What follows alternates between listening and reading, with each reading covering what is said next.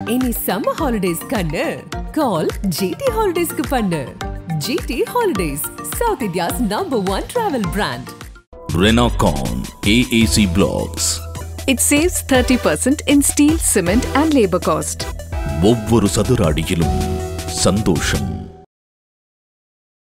முதல்ல இந்த 3 சென்னை தொகுதிகள் மீண்டும் அதே வேட்பாளர்கள் நிறுத்தி இருக்கிறது எப்படி பாக்குறீங்க சார்? தொகுதி மக்கள் அத்தனை பேருக்கும் நீங்க எம்பியை காருகீரெலாம் இல்லாம சாதாரண கூட்டிட்டு போய் அந்த தொகுதி மக்கள்கிட்ட இவர் யாருன்னு கேளுங்க, இது எங்கேயும் தெரியாது. இந்த லிஸ்ட்ல இருக்கிறவங்களுக்கு தெரியாது, யாரையுமே தெரியாது. தயாநிதி மாறனை பொறுத்த வரைக்கும் அவங்க அப்பா காலத்துல இருந்து தொடர்ச்சியா அந்த தொகுதி அவங்களுக்கு தான் சார். ஆமா ஆமா, அதாவது எம்பி தொகுதி. சன் தொலைக்காட்சியில இவருடைய பங்கு 25,000 கோடி குறைந்தபட்சம். 25,000 கோடி வச்சிருக்கிற ஒருவர் நாடாளுமன்ற உறுப்பினராகி ஏழை எளிய மக்களை சந்திப்பாரா? கொடுமை என்னன்னா, இந்த நாடாளுமன்ற உறுப்பினர்கள் சட்டமன்ற உறுப்பினர்களுடைய தொழில் என்னன்னா, பினாமியை வச்சு நிலத்தை பூரா வாங்கிறது, வர்ற காசுல பூரா. அப்போ ஏழை வாழை எப்படி நிலம் வாங்கி வீடு கட்டுவான்? காவிரி பிரச்சனை, கச்சத்தீ பிரச்சனை, முல்லை பெரியாறு, ஈழ பிரச்சனை, ஸ்டெர்லைட்டு, செய்யார் சிப்காட்டு, செய்யார் குண்டாஸ் போட்டது, நெய்வேலியில் நிலம் கொடுத்தவனுக்கு நிலம் கிடைக்கல, மீத்தேன் தான் கிடைக்குது, கெயில் குழாய் கிடைக்குது, தஞ்சாவூர், இப்படி 1008 பிரச்சனை இருக்கு. இந்த பிரச்சனைகளை அந்தந்த தொகுதி எம்பி முன்னாடி என்னதான் எங்க கேள்விப்பட்டிருக்கீங்களா? நாடாளுமன்றத்துல ஓங்கி குரல் கொடுத்ததை நம்ம பார்த்திருக்கோம்ல. அது கூட நீங்க பண்ணாம இருந்தா தொகுதி பக்கம் வரவே முடியாது. ஓகே, என்ன ரிசல்ட்? ஆஸ் எ எம்பியா இவங்க எல்லாம் பெர்ஃபார்மன்ஸ் பண்ணலன்னு நீங்க சொல்றீங்க. ஆமா, இதெல்லாம் இப்படி இருந்து, ஆனா அந்த மக்கள் ஒவ்வொரு முறையும் அவங்களை அங்கீகரிக்கிறாங்கல்ல. அங்கீகரிக்கிறான்னா அவர்களுக்கு வெறும் நாதி. என்னன்னா போர் அடிக்குது, சினிமாவிலும் வாய்ப்பு இல்லை, வீட்டில் சும்மா சாப்பிட்டு தூங்கிடுச்சு. சரோஜாதேவி போய் கப்பன் பார்க்கு லால் பார்க்கும் பார்த்துட்டு வரேன் அப்படிங்குது. அப்போ ஒன்று பண்ணு, இனிமே நீ வந்து கரோல் பார்க் போய் பார்த்துட்டு வா. கரோல் பார்க் அது டெல்லியில் இருக்கு. கரோல் பார்க், சரி, அங்க உன்னை எம்பி ஆக்கிடுறேன், உனக்கு டைம் பாஸ் ஆகும் சொன்னது எம்ஜிஆர். அப்போ நாடாளுமன்ற உறுப்பினர் பதவி நடிகைகளுக்கும் பொழுதுபோக்குவதற்காக கொடுக்கப்படுகிற பதவி. கட்சி பூராமே கருணாநிதி, உதயநிதி, இன்ப நிதி எல்லாம் நிதி தான். கருணாநிதி குடும்பம் பூராமே நிதி தான். அருள்நிதி, தயாநிதி, கலாநிதி, எத்தனை நிதி இருக்கு. நிதி மட்டுமே நோக்கம், வேற எந்த நோக்கம் இல்ல. வேற நிதி ஏங்க, அதாங்க நிதி. நீங்க சப்பக்கட்டு கட்டுறீங்க. அப்போ ஆனா இந்த முறை 4 முனை போட்டி சார். இதுல பிஜேபி ஒரு பெரிய ரோல் எடுத்து வேலை செய்யறாங்க. பல இடங்கள்ல பிஜேபி கூட நேரடி போட்டியா திமுகவுக்கு இருக்கு சார். சில இடங்கள் அப்படி சொல்ல முடியும். நீங்க அப்படியே கற்பனை பண்ணிட்டு இருக்கீங்க. அதெல்லாம் வாய்ப்பே இல்லை சார். நேரடியா அதிமுக திமுக தான் சார் எப்பவுமே களத்தில் இருக்கு.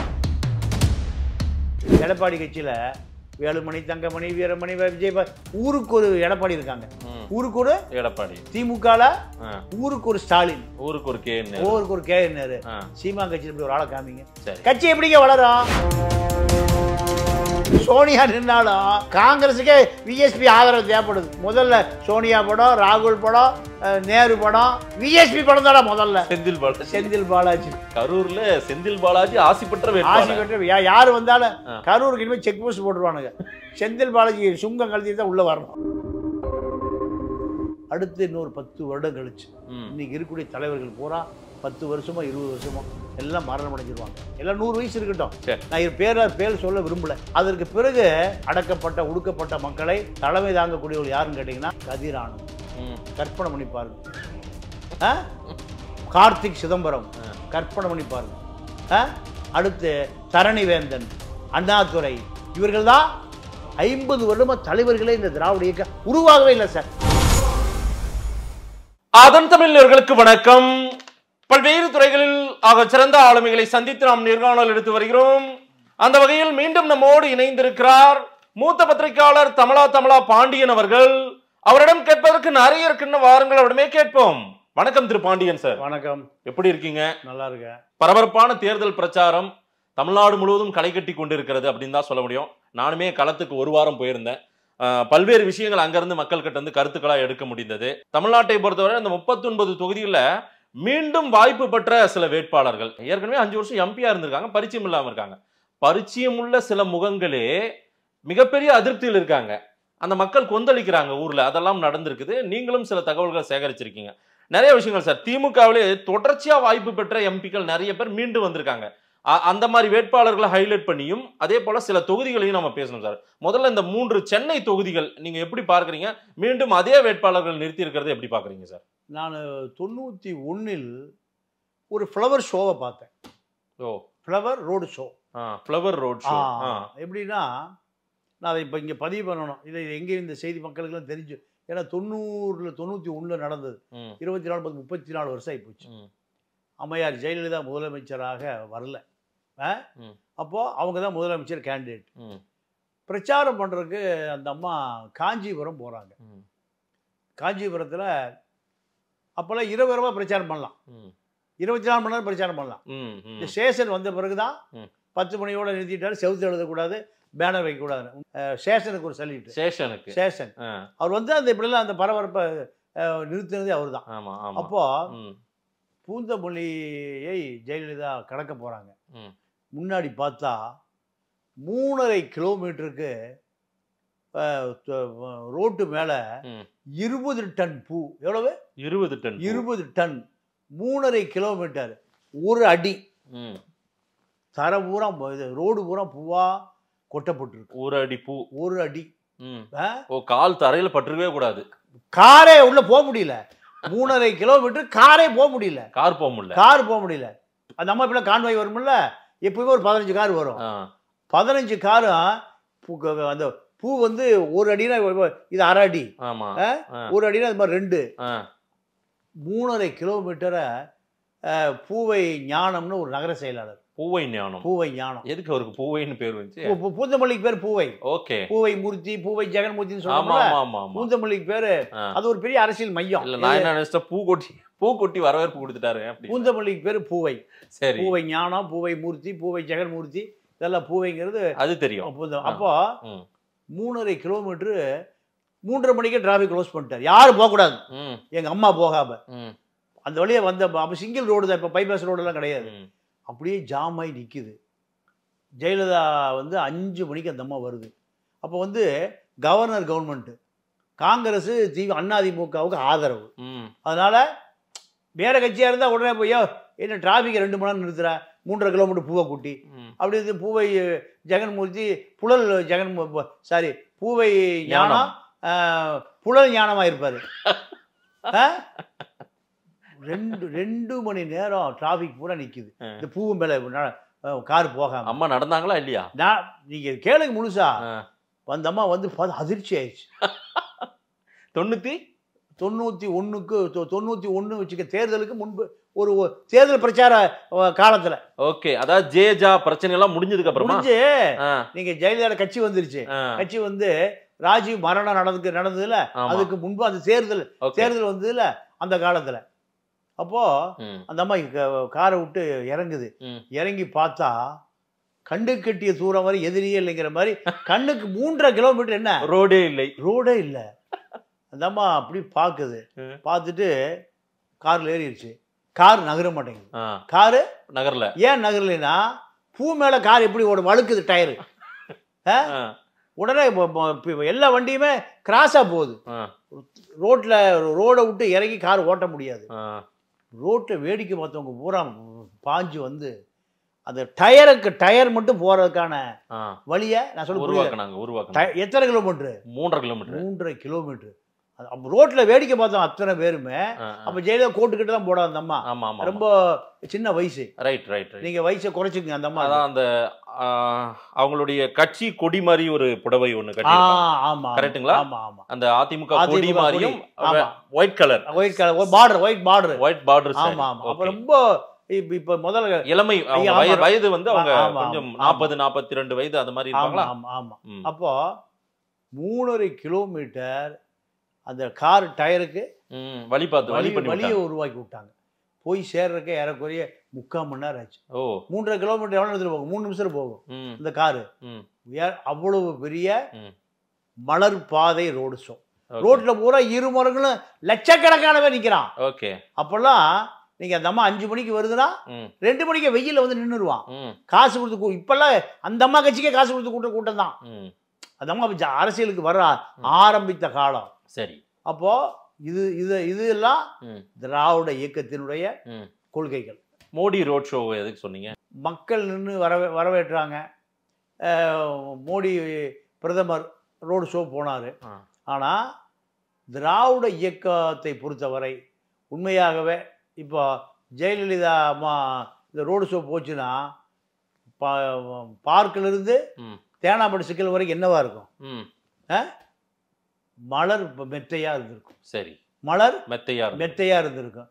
ஆனால் மோடிக்கு அப்படி செய்யலை. ஆமாம். அதனால் நான் அதையும் நான் மக்களுக்கு போய் சேரணுங்கிறதுக்காக அதையும் நான் இந்த தகவலை பதிவு பண்ணுறேன். செய்ய வேண்டியதை சரியா செய்யணும், மோடிக்கு சரியா செஞ்சிருக்காங்க, அவர் தரையில் நடக்கட்டும் அப்படின்னு. என்ன திடீர்னு மோடிக்கு மோடிக்கு சப்போர்ட்னு நினைப்பாங்க பார்க்கல. மோடிக்கு சப்போர்ட் இல்லை, நம்ம மோடிக்கு எதிரான ஆள் தான். திராவிட இயக்கம் ஒரு ஆடம்பர இயக்கம்னு சொல்ல வர. அத தமிழ்நாட்டில் மோடிக்கு ஆடம்பரம் இல்லாமல் வரவேற்பு கொடுத்தாங்க. அது ஆடம்பரம்னா 3.5 கிலோமீட்டர் ரோடு ஷோ. அதோட கம்பேர் பண்ணா அன்னைக்கே ரோடு ஷோவை யார் நடத்துனாங்க? ஜெயலலிதாவுக்காக பிரம்மாண்ட ஃப்ளவர் ஷோ. ஃப்ளவர் ஷோவை நடத்தி காமிச்சிட்டான் திராவிட இயக்கம் சொல்ல வர. ரைட். இப்போ நம்ம சப்ஜெக்ட்டுக்கு மீண்டும் மீண்டும் வேட்பாளர் ஆயிருக்காங்க நிறைய பேர். இந்த முறை அந்த மாதிரி ஒரு பெரிய லிஸ்டே நீங்க வச்சிருக்கீங்க. அந்த லிஸ்ட்டை தான் சரி பண்ணீங்க. அதாவது வட சென்னையில கலாநிதி வீராசாமி 2வது முறை நிற்கிறார். தென் சென்னையில் தமிழச்சி 2வது முறை, தயாநிதி 3வது முறை, டிஆர் பாலு 4 முறை, ஜெகத் அரக்கோணத்தில் 5வது முறை, வேலூர்ல கதிரானந்த் 2வது முறை, திருவண்ணாமலையில் சிஎன் அண்ணாதுரை யாருக்குமே தெரியாது 2வது துறை, ஆரணை யாருக்குமே தெரியாது. அல்ல வார ஆரணையில் சரணி வேந்தன் ஏவா வேலுடைய பினாமி 2 முறை, விழுப்புரத்தில் ரவிக்குமார் 2வது அடிக்கிறாரு, நீலகிரி ராஜா 3வது தடவை, திருப்பூர் சுப்பராய கம்யூனிஸ்ட் முதலாளி. அவர் எப்படி கம்யூனிஸ்ட் முதலாளி? ஆமா ஆமா, அது முதலாளி வர்க்கத்தை எதிர்க்கக்கூடிய கட்சி. ஆமா, இப்ப கம்யூனிஸ்ட்ல இப்ப முதலாளி ஆயிட்டாங்க. எப்படின்னா அது ஒரு கம்பெனி.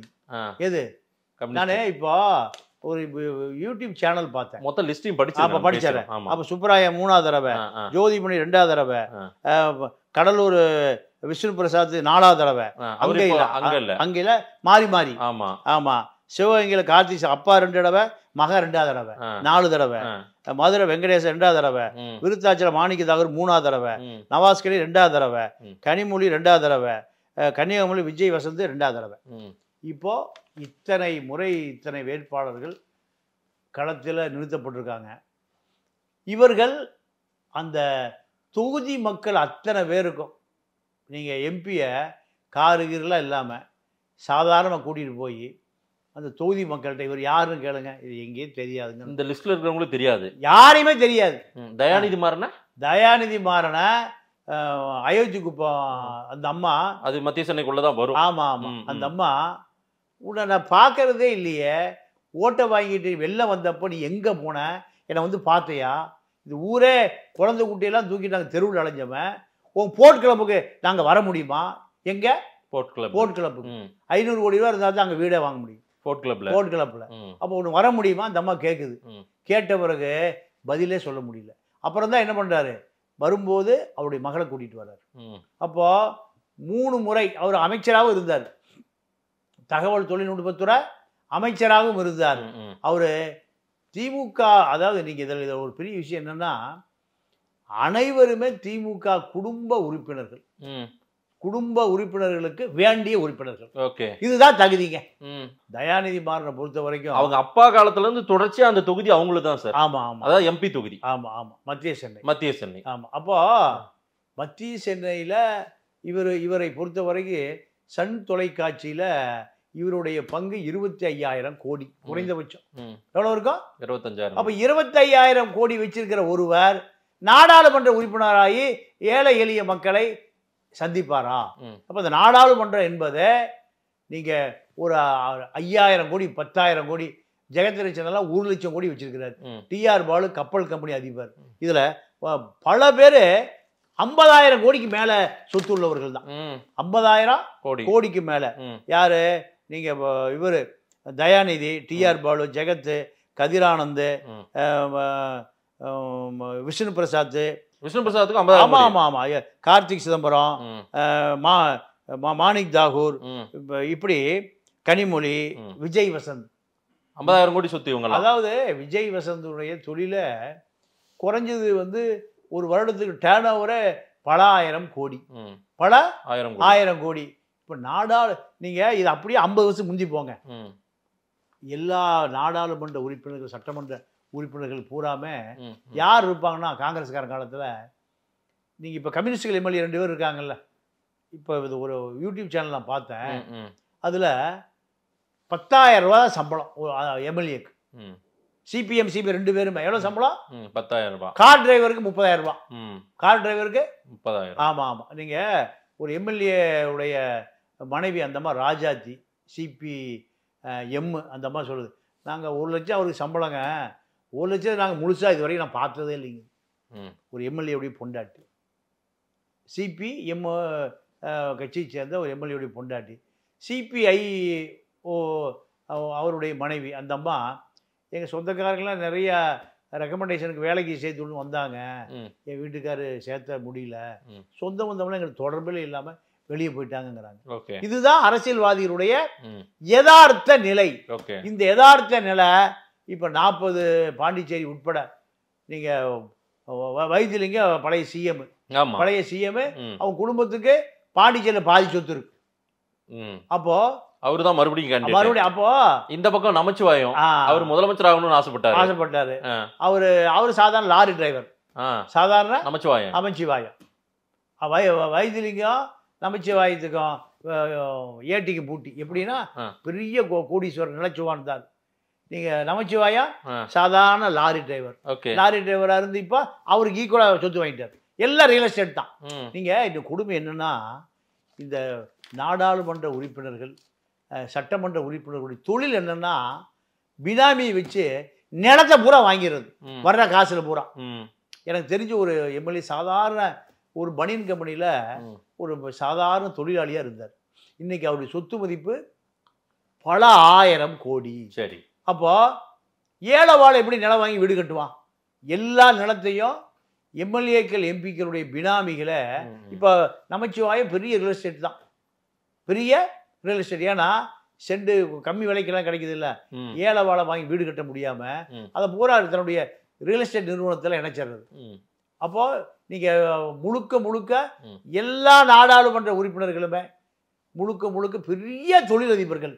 இந்த தொழிலதிபர்கள் தமிழ்நாட்டில் 1008 பிரச்சனை இருக்கு. என்ன பிரச்சனை?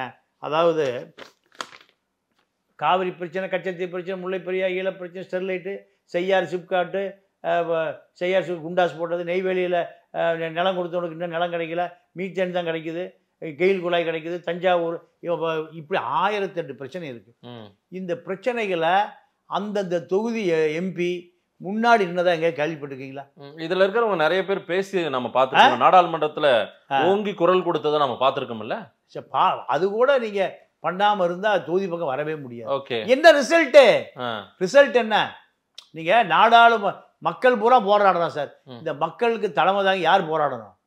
நாடாளுமன்ற உறுப்பினர் போராடணும். நீங்க அங்க வந்திருக்கீங்களா?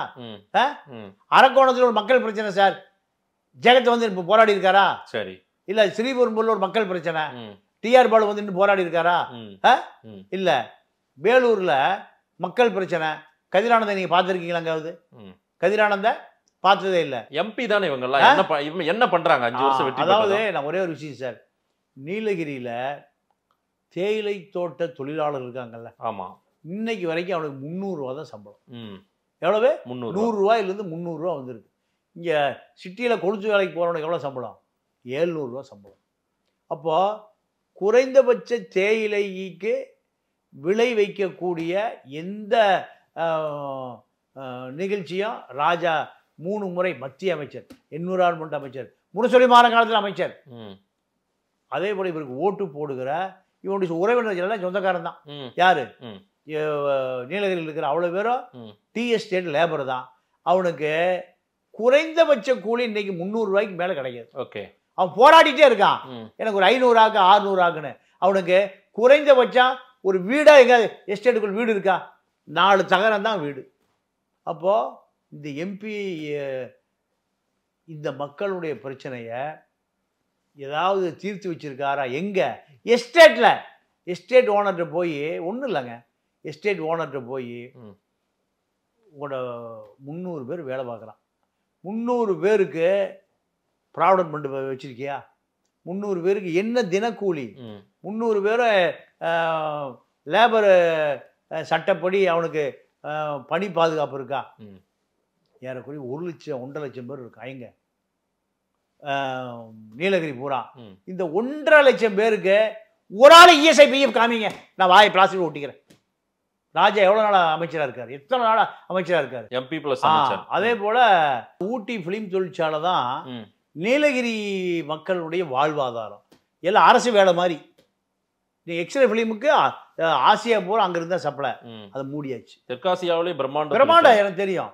அதே போல லூயி பாஸ்டர் நாய்க்கடி மருந்து தயார் பண்ண குன்னூர்ல, நான் நாய் கடிச்சு நானே போய் ஒரு 30 வருஷம் முதி அங்கே ஊசி போட்டு வந்திருக்கேன், இலவச ஊசி. அதை ராமதாஸ் காலத்தில் மூடியாச்சு. ராமதாஸ் அன்புமணி 2 பேரும் கட்டிங் வாங்கிட்டு அதை மூடிட்டாங்க.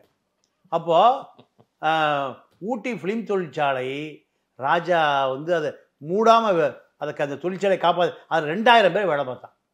2000 பேர் அரசு வேலை, மத்திய அரசு வேலை. இப்போ 2000 பேர் குடும்பம் என்னாச்சு? தெருவுக்கு வந்துருச்சா? ஆஸ் எ எம்பியா இவங்க எல்லாம் பெர்ஃபார்மன்ஸ் பண்ணலன்னு நீங்க சொல்றீங்க. இதெல்லாம் இப்படி இருந்து, ஆனா அந்த மக்கள் ஒவ்வொரு முறையும் அவங்களை அங்கீகரிக்கிறாங்கல்ல. அங்கீகரிக்கிறான்னா அவர்களுக்கு வேறு நாதி இல்லை. இப்போ அருமையான கேள்வி. முஸ்லீம்களுக்கு கிறிஸ்தவர்களுக்கு நாதியே இல்லை. நாதியை விட நாதியே இல்லை. திருப்பி திமுக தான் போறாங்க. திமுக வஞ்சிக்குது, வேற வழியே இல்லை. அப்போ இதை எப்படி எடுத்துக்கிறது?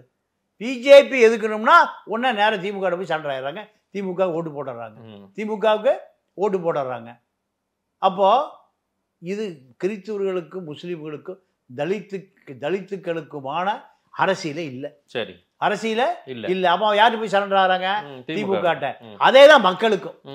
மக்களை பொறுத்த வரைக்கும் இந்த கலாநிதி வீராசாமி வட சென்னையில் ஜெயிச்சு போறார். அவங்க அப்பா வீராசாமி கலைஞரோட நீண்ட கால பயணம் செஞ்சவர். ஆற்காடு வீராசாமி, ஏற்பாடு வீராசாமி, ரைட்டு. ஆனா இந்த கலாநிதி அவங்க அப்பா இருக்க வரைக்கும் அரசியலுக்கே வரல. ஆமா, கலாநிதி அரசியலுக்கே வரல. அப்போ நிறைய இது ஒரு பான சொத்துக்கு ஒரு சோறு, பல ஆயிரம் கோடி சொத்து இருக்கு. பேப்பர் மில் இருக்கு ரெட் ஹில்ஸில். பல இந்தியா முழுக்க அவங்க சித்தப்பா 7 ஸ்டார் தேவராஜ் சென்னையில் முதல்ல விளம்பர பலகை வச்சது அவர் தான். 7 ஸ்டார் தேவராஜ்னு பேர். 7 ஸ்டார் தேவராஜ். எனக்கு தெரிஞ்ச அப்பவே பல கோடி வருமானம் வரும், பல கோடி. அப்போ இதெல்லாம் காப்பாற்றி ஆக வேண்டிய தேவை. எதை? பணத்தை. அதுக்கு என்ன பதவி தேவை? எம்பி. இதுக்கு எம்பி தேவை. திமுக தலைமையிட்ட எனக்கு இந்த தொகுதியில் நான் நிற்க போறேன், இந்தாங்க டொனேஷன் 50 கோடி. 50 கோடி கொடுத்தா மீண்டும் அந்த தொகுதியில் நிற்பதற்கு வாய்ப்பு, மக்கள் ஓட்டு போட்டுருவான். இந்த 50 கோடி கதை எப்படி சொல்றேன்னா, எம் சிதம்பரம் செட்டியார் இறந்துட்டாரு. இவர் எம்பி ஆகணும்னு ஆசைப்படுறாரு. பெரிய தொழிலதிபர், நாடாளுமன்றத்தில் எம்பி ஆகணும்னு ஆசைப்படுறாரு. சசிகலாவை ஓவர்டேக் பண்ணி ஜெயலலிதா போய் பார்த்து 50 கோடி ரூபா கட்சிக்கு நிதி கொடுக்குறாரு. நிதி கொடுத்த பிறகு சசிகலா நினைக்குது, ஓ என்ன மீறி நீங்கள் அந்த மாட்டை தொடர்பு வச்சுக்கிறீங்களா, உங்களுக்கு சீட்டே இல்லை. திருப்பி இவர் என்ன பண்ணார்? சீட்டை நான் மறுபடியும் வாங்குறேன். நேராக கர்நாடகா போனார். கர்நாடகா போய் கட்சிக்கு 50 கோடி ரூபா டொனேஷன் கொடுத்தார். குமாரசாமிக்கு, தேவகவுடாவுக்கு.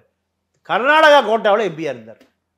அப்போது எம்பி பதவியினுடைய லட்சணம் புரியுதா? புரியுது. அதே போல் எம்ஜிஆர் காவிரி பிரச்சனைக்காக குண்டுராவை பார்க்க போகிறார். எங்கே? பெங்களூருக்கு. போய் பார்த்தோன்னையும் பழைய கதாநாயகி பார்க்கணுன்னு ஆசை வந்துருச்சு. நேராக சரோஜா வீட்டுக்கு போகிறாரு.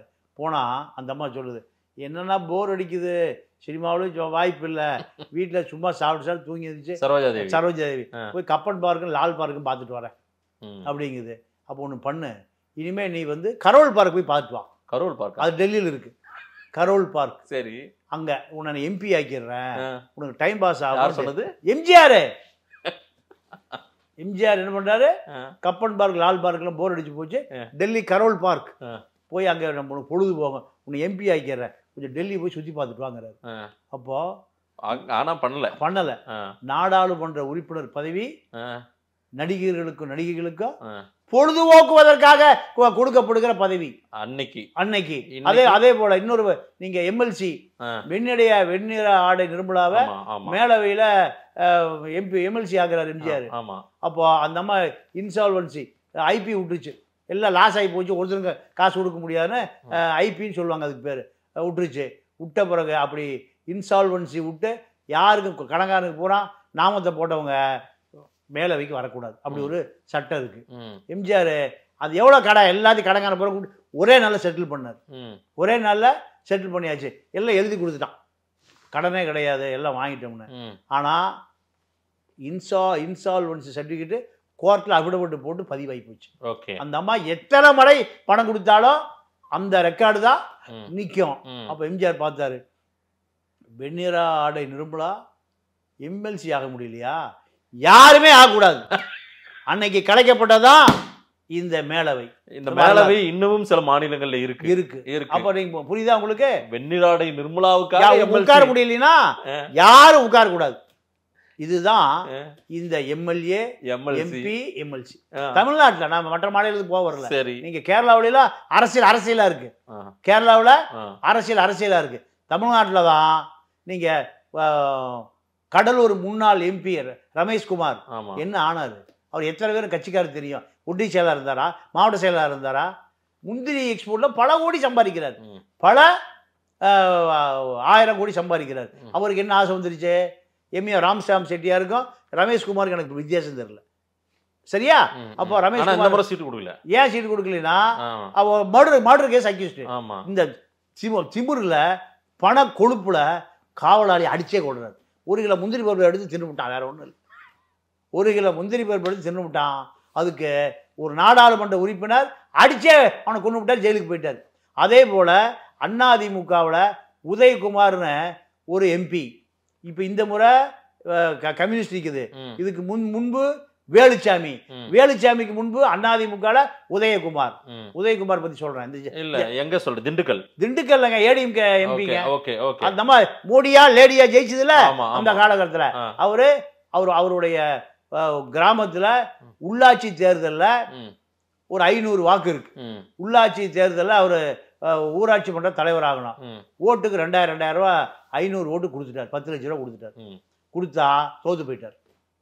யாரு தோத்து போன பிறகு தெரு சந்தியில் மைக்க கட்டி சொந்தக்காரன் 500 பேர் மானம் கெட்ட பயிலுவா, மரியாதை கெட்ட பயிலுவா, 2000 ரூபாய் காசை வாங்கிட்டு எனக்கு ஓட்டு போடாம விட்டானுங்க.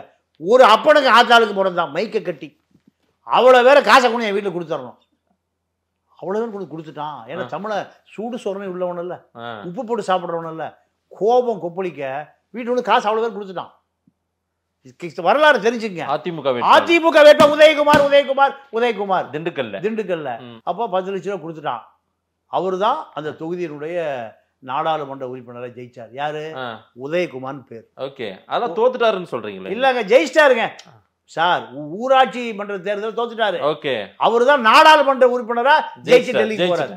ஒரு முறை நீங்க எம்பி ரயில்வே கேட்ல போறாரு, ஐயா ரயில் வருதுயா அப்படிங்கிறான். ரயிலாவுக்கு நேண்டா என்னை விட பெரிய ரயில் எவனா உண்டாடா, ரயிலையே நான் டெல்லியில் ரயில் அமைச்சரே பார்க்குறேன். இவரே இறங்கி போய் என்ன பண்ணுறாரு, அந்த ரயில்வே கேட்ட இந்த கொக்கியெல்லாம் கழட்டி விட்டு தூக்கி விடுறாரு. டேய் எடா கார வழக்கெல்லாம் ஆச்சு. எந்த எம்பி? உதயகுமார், திண்டுக்கல் உதயகுமார். அதான் பணம் கொடுத்துட்டு திருப்பி வசூல் பண்ணார்ல சசிகலா தயவுல அவர் நாடாளுமன்ற உறுப்பினர். இப்ப அடுத்து வந்த வேலுச்சாமி, அடுத்து வந்த திமுக. அவரு 200 பைனான்ஸ் கடை இருக்கு ஆந்திராவிலையும் கர்நாடகாலையும். பைனான்ஸ் கடைனா அநியாய வட்டி, மீட்டர் வட்டி கேள்விப்பட்டீங்களா? மீட்டர் ஏறிட்டே இருக்கும். ஒரு ஒரு ஒரு அவ இப்ப ஏழைவாட ஒரு 10,000 ரூபாய் வாங்கினான்னா வட்டி 10,000 ரூபாய், வட்டி 10,000 ரூபாய். இந்த முத்தூட் பைனான்ஸ்ல நீங்க 3 ரூபா வட்டி 6 ரூபா வட்டி ஆயிடுது. அதை தமிழ்நாடு முழுக்க லைசன்ஸோடு வச்சுருக்கான், அது வச்சுக்குவோம். அப்போ இப்படி கந்து வட்டி கடை வச்சிருக்கிற ஒரு வேலுச்சாமி அவர் என்ன பண்ணார், எம்பி ஆகணும்னு ஆசைப்பட்டார். நேராக 50 கோடி ரூபாய் கட்சிக்கு நிதிக்கெல்லாம் உள்ள விரும்பி உள்ள டீப்பாக போல. அது யார் நிதின்னு நீங்கள் கேட்கக்கூடாது. அதே கட்சி பூராமே கருணாநிதி, உதயநிதி, இன்ப நிதி எல்லாம் நிதி தான்.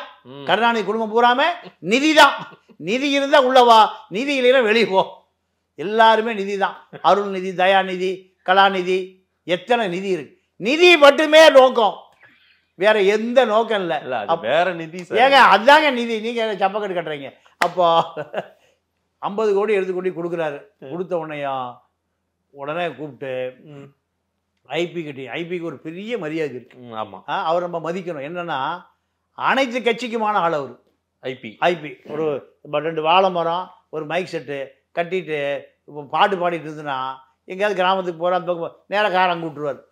அங்கே யார் வேணாலும், எந்த கட்சி, எந்த திருமாவளவன் கட்சியாக இருந்தாலும் சரி, இந்த ஜான் பாண்டிய கட்சியாக இருந்தாலும் சரி, எங்கேயாவது வாழை மரம் மைக் செட் இருந்துன்னா காரை ஓட்டாமே அங்கே போயிடும். காரு ஸ்டேஜில் திருப்பினா நேரம் அங்கே தான் போய் நிற்கும். இறங்கி போவார். என்னப்பா தலைவரே மந்திரியே வந்துட்ட. அவர் ஜெயிச்சாலும் மந்திரி தான், தோத்தாலும் மந்திரி தான். மந்திரியே வந்துட்டாரு. குழந்தை குட்டி பொண்டாட்டி உள்ள எல்லாம் ஒடியாந்து உள்ள கூட்டிட்டு போய் உடனே 2 பேருக்கும் கொஞ்சம் கவரை வச்சு கொடுப்பாரு. ஆளுக்கு 2000 3000 வச்சு கொடுப்பாரு. சரி போயிட்டு ஏப்பா சாப்பாடு போட மாட்டியா அதையும் கேட்பாரு. கேட்டு அவன் நீங்கெல்லாம் நீங்கெல்லாம் மேல் சாதி, நாங்கெல்லாம் டேய் வாயா போலாம். போய் அவன் பழைய டேபிளுக்கு தொடச்சி தண்ணியை போட்டு தொடச்சி உட்காருங்க காப்பி கீப்பி குடிச்சிட்டு. அப்போ அவன் 100 சொந்தக்காரன் 1000 சொந்தக்காரன் போனாலும் அதை பற்றி அவன் சந்தோஷப்பட மாட்டான். மந்திரியே வந்துட்டாரியா. பக்கத்து வீடுக்க போட்டோ எடுத்து பக்கத்து வீடுக்க எழுத்து வீடுக்காரெல்லாம் காமிச்சு மாட்டி வச்சுக்குவான். அப்போ இதுதான் தமிழ்நாட்டிலே அதிகமான வாக்கு வாங்குறது அவரு தான், ஐ பெரியசாமி தான். அதாவது திமுக அதிமுக இந்த 2லயும் அமைச்சரானவங்க, அமைச்சரா இருக்கிறவங்க ஆட்சியில இருந்தாலும் சரி இல்லைனாலும் சரி அவங்க இன்னமும் அமைச்சராகவே அறியப்படுறாங்க. அமைச்சர் தான், எம்பி தான், எம்எல்ஏ தலைவர் தான். நான் அதிமுக முன்னாள் அமைச்சர் பெருமக்கள் வீட்டுல எல்லாம் நிறைய பேர் இன்டர்வியூ எடுக்க போயிருந்தேன். எல்லாருமே என்ன அமைச்சரை பார்க்க வந்தீங்களா, அமைச்சர் உள்ள போயிருக்காரு அப்படின்னாங்க. இப்பவும் அவர் அமைச்சர் தான், எப்பவுமே அமைச்சர். ஒரு அமைச்சர் ஆயிட்டா சரி, சுடுகாடு போக வரைக்கும் அமைச்சர் தான். அமைச்சர் போயிட்டு இருக்காரு சுடுகாட்டுக்கு, எம்பி போயிட்டு இருக்காருங்க, எம்எல்ஏ போயிட்டு இருக்காரு, ஊராட்சி தலைவர். அப்போ இந்த பதவி மீது திராவிட இயக்கத்துக்கு அவ்வளவு அளவு கடந்த வெறி. அளவு கடந்த வெறி. அப்போ மக்கள் இதெல்லாம் பார்த்து தானே வாக்கு செலுத்தணும் சார். மக்களை பொறுத்த வரைக்கும் நீங்க திமுக அதிமுக 2 ஒரே கட்சி தான். மட்டும் அதிகமா இருக்கு அதிமுக. இது திமுக, அது ஆவை எடுத்துட்டீங்கன்னா திமுக, அதுவும் திமுக தான். 2 எனக்கு தெரிஞ்சு 2க்கு பெரிய வித்தியாசம்லாம் தெரியும். ஆனா இந்த முறை 50 வருஷமா பாக்குறேன் சார். ஆனா இந்த முறை 4 முனை போட்டி சார். இதுல பிஜேபி ஒரு பெரிய ரோல் எடுத்து வேலை செய்யறாங்க. பல இடங்கள்ல பிஜேபி கூட நேரடி போட்டியா திமுகவுக்கு இருக்கு சார். சில இடங்கள்ல அப்படி சொல்ல முடியும். நீங்க அப்படியே கற்பனை பண்ணிட்டு இருக்கீங்க. அதெல்லாம் வாய்ப்பே இல்லை சார். நேரடியா அதிமுக திமுக தான் சார் எப்பவுமே களத்தில் இருக்கு. நீங்க கிளைக்கழக செயலாளர் இருக்கான்ல, அவன் தான் அந்த லிஸ்ட் வச்சிருப்பான். யார் யார் ஓட்டு ராமசாமி கந்தசாமி மூச்சு அவ்வளோ பேர் வச்சிருப்பான். அவ்வளோ பேருடைய பேரும் தெரியும், ஊரும் தெரியும், எத்தனை குழந்தை குட்டி பள்ளிக்கூடத்து படிக்க வரைக்கும் தெரியும். பிஜேபி ஒரு ஆளை காமிங்க, ஒரு கிளைக்கழக செயலாளர். ஏன்னா 3 தலைமுறை வேலை பார்க்குறான்.